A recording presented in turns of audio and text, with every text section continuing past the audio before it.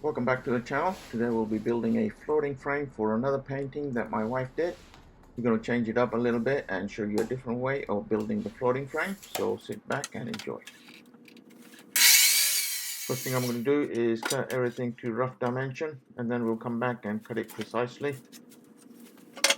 Going to be using some leftover red oak from a previous project for this frame.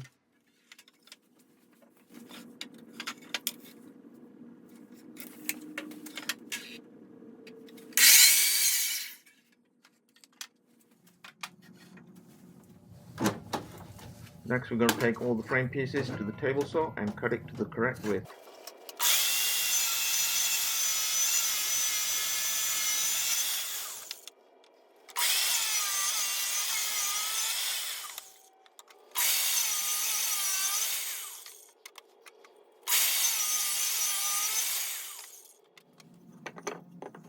I am going to take a different approach to the floating frame this time than I did previously on a previous build that you can see on my channel. The main difference this time is I'm going to glue the mounting cleats on the frame pieces first, and these mounting cleats will come in handy when we have to attach the artwork to the frame. I'm also going to use a 23 gauge pin nailer as well as glue to attach the cleats to the frame pieces.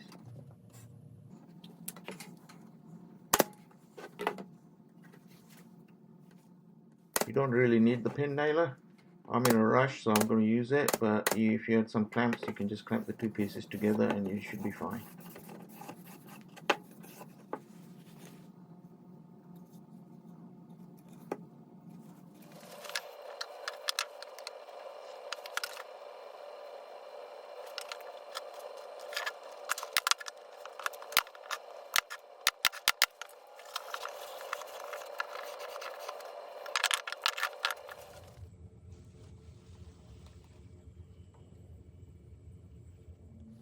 Next we're going to cut the 45-degree miters on the frame pieces. However, before we do that, I'm going to make sure that the miter saw is at a perfect 45-degree angle, and I'm going to check it with a scientific square. I feel that it gives me the best results.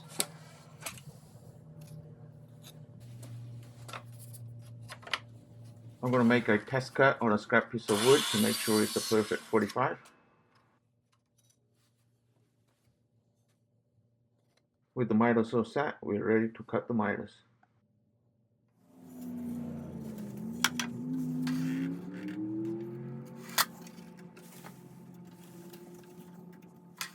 I'm being very careful to avoid the pin nails when I'm cutting the 45-degree miters. As I said before, to make your job easier, best not to use pin nails.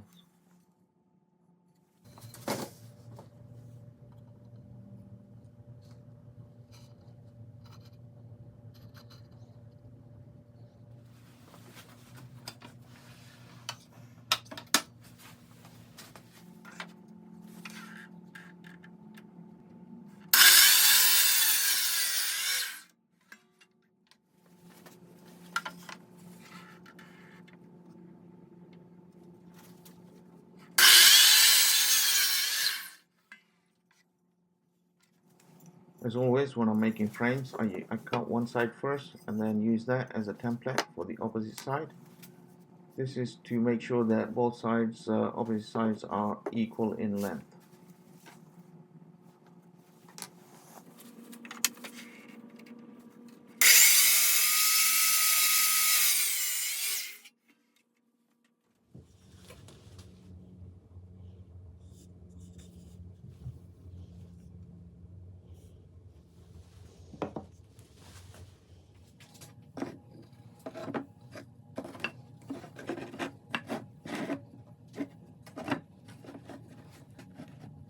Next, I'm going to glue all the frame parts together using a strap clamp.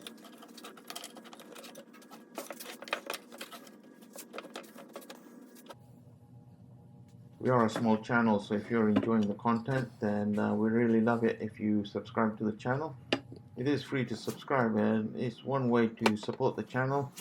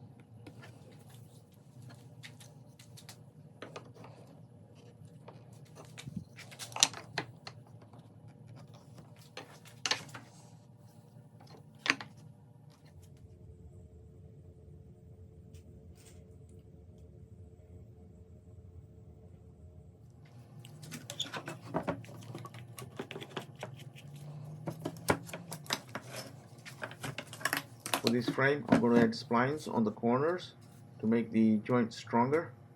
You don't need to do this. I built a previous frame. Like I said, it is on my channel if you want to watch it. Didn't have any splines, and that frame is holding strong just fine. However, for this one, we will be adding splines, and I just want to show you how to do that. I'll be using a biscuit joiner, and first thing what you're going to do is build a jig for the biscuit joiner. I'm going to cut 2 pieces of scrap plywood at a 45-degree angle.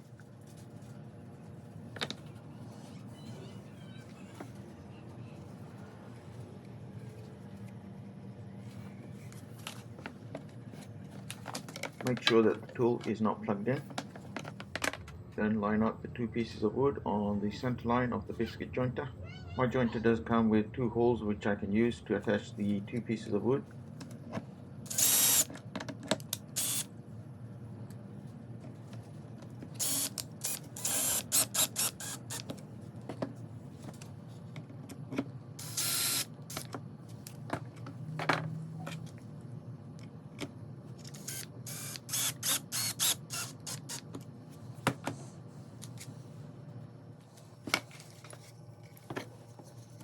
Just doing a quick check on the 90-degree before you start using it. That's all there is to it. You can start cutting slots on the frame.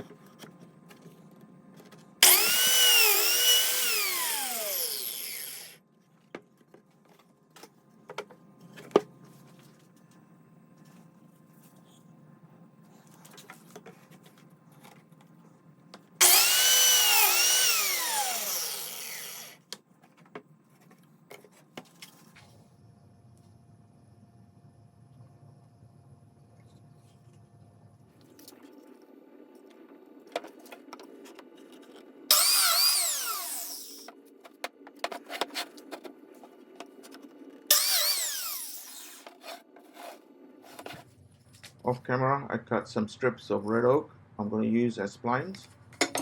I'm using red oak for the splines, same material as the frame, so they blend in. Some people prefer to use contrasting wood for the splines so they stand out. I'm not going to do that here. I just want the splines to blend in with the frame.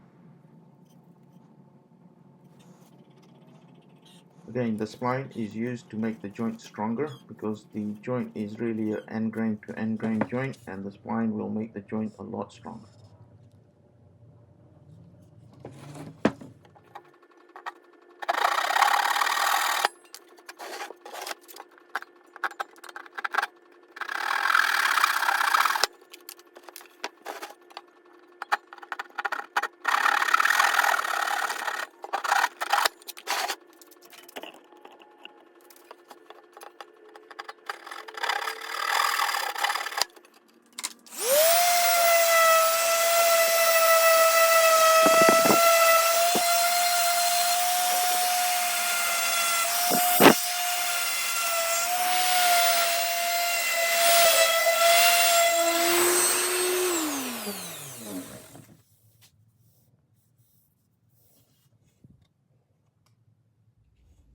With everything sanded down, I'm going to use Total Bolt's amber gloss varnish.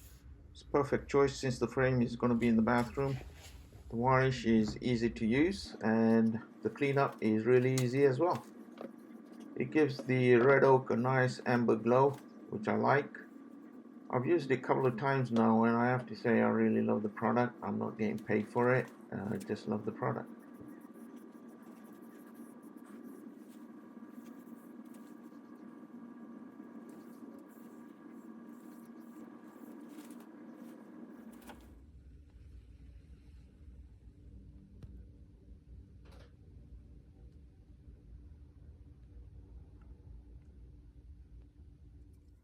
I'm going to pre-drill the mounting cleats from the back of the frame, and that will allow us to attach the painting to the frame. I'm going to use my old playing cards technique here. Use the playing cards to evenly space the painting within the frame. It's got the added bonus that it holds the painting in place when you attach it from the back.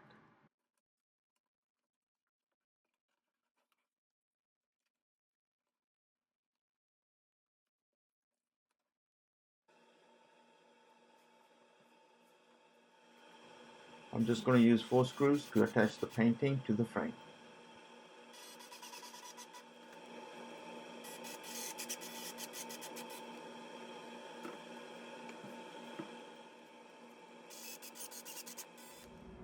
As always, thanks for watching, and if you haven't, please subscribe to the channel. Leave a comment, share, like, tell me what you like, what you didn't like, and we'll see you again soon. Thanks.